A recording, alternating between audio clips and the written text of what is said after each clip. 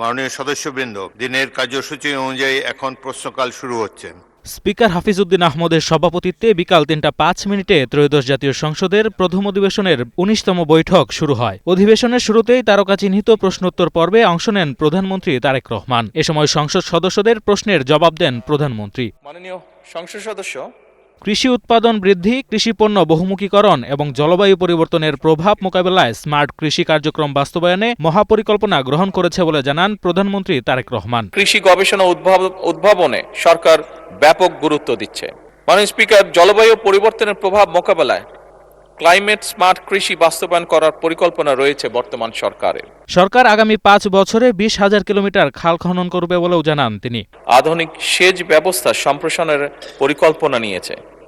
এই জন্য ইতিমধ্যেই ২০,০০০ কিলোমিটার খাল খননের কর্মসূচি সরকার হাতে নিয়েছে, যা ইনশাল্লাহ আমরা আগামী ৫ বছরে করব। হামের সংক্রমণ কমাতে সরকার দেশের ২ কোটি শিশুকে ভ্যাকসিনেশনের আওতায় নিয়ে আসবে জানান প্রধানমন্ত্রী। ইউনিসেফ বাংলাদেশকে অনেক হেল্প করেছে এই ব্যাপারে। দ্রুত তারা হামের যে ভ্যাকসিনেশন সেটি খুব দ্রুততার সাথে পাঠিয়েছে, যার ফলে আমরা ওষুধগুলো পেয়েছি এবং প্রায় ২ কোটি শিশুকে এই হামের ভ্যাকসিনেশন আমরা দিব।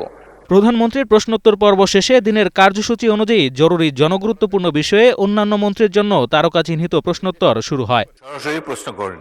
জরুরি জনগুরুত্বপূর্ণ বিষয়ে ৩০ মিনিট আলোচনার অংশ নেয় সংসদ সদস্যরা এবং নিজ নিজ এলাকার সমস্যার কথা তুলে ধরেন।